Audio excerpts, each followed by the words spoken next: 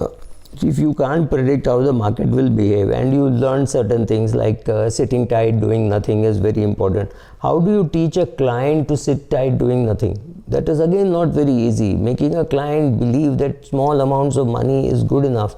5,000 rupees per month is a good start for doing an SIP. Clients don't believe it. Clients believe that to be rich, you have to inherit big amounts of money, you have to do all that. You don't. You can do simple things. You can do simple things over very long periods of time, which requires patience. How do you teach experience? How do you teach patience? It's not going to be very easy, right? It's really unique, and it's paradoxical to think that more you learn about investing, the more you realize the advantages of inactivity. I have no clue whether so many years of activity really helped me becoming a good investor, because even if I look at my dad's original portfolio of 1977, if I had not done much, it wouldn't have really mattered. So what skill did I bring into it? Maybe I brought patience into it. Maybe I said, okay, I will not trade too regularly. I did trade also. I made money sometimes in trading. I lost money. I've lost money while investing. So everything has happened. All these chisel you into making you into a better investor. You cannot become the best investor. You need not be the most professional investor in the world, or you need not be the best. As long as you can meet your goals, you keep improving on the way. That's good enough. It does not matter, right? If you are an amateur cook cooking for 3 people, you need not cut vegetables very fast. That's a great skill in a cook when he's cooking for 20, 30, 50 people. You don't need that skill. You don't need to beat the market. You don't need to do any of those funny stuff. All you need to do is do simple things, and you become a good investor.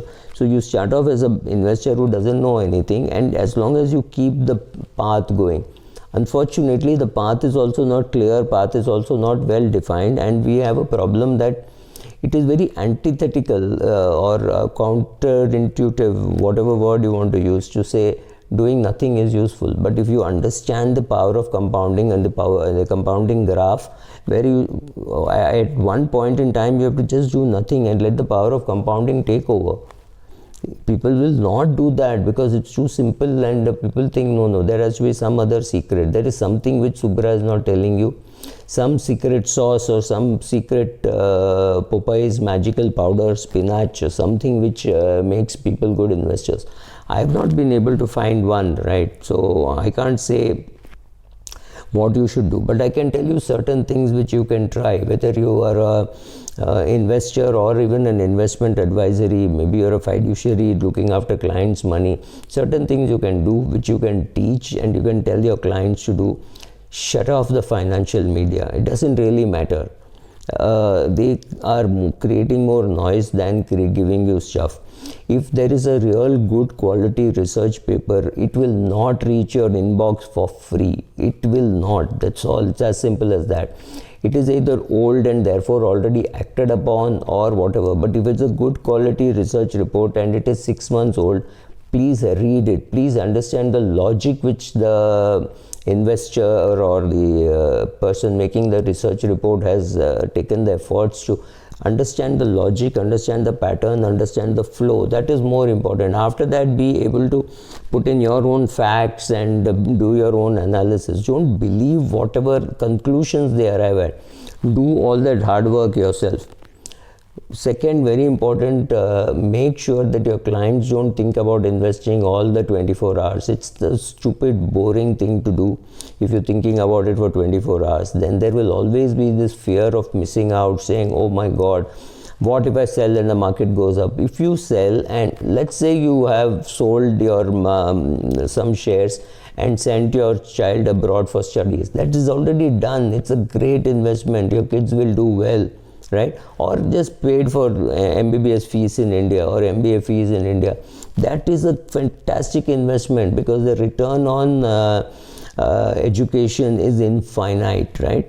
As long as you understand those things, don't worry that you sold shares worth 25 lakhs to put your son through MBA school or through MBBS, and just the amount differs between MBA and MBBS. But after that, the shares which you sold actually went up. That's fine. You can't do anything about it because the return on investments on education is what you have to consider, right? And that's your duty. You did it. So don't get into how to become the world's best investor. As long as you can meet your goals and you can keep improving as an investor. You made a mistake, you corrected. How do you do this? By keeping a notebook of investing. I've said this many times in the past. Write down every day what you're doing and saying how you feel about it. Because there is no point in saying later on, oh my god, the market is at 76,000 Sensex, I wish I had bought at 47,000.